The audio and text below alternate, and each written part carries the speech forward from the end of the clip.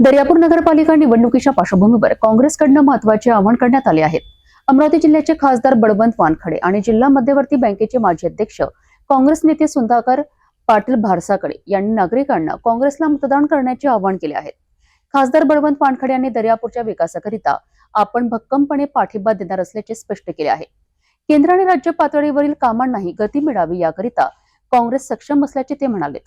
दर्यापूर नगरपालिका क्षेत्रातील जनतेने विकासाची वाटचाल सुरू ठेवण्यासाठी काँग्रेसला आपले बहुमूल्य मत द्यावे असे दोन्ही नेत्यांनी आवाहन केले आहे। होणाऱ्या निवडणुकीमध्ये माझी पत्नी सौ मंदाताई भारसाकडे काँग्रेस पक्षाची उमेदवार आहे।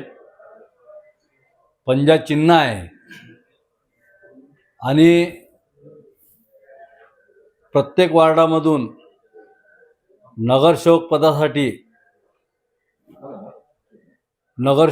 पदासाठी उभे असलेले उमेदवार यांचं सुद्धा पंजा चिन्ह आहे।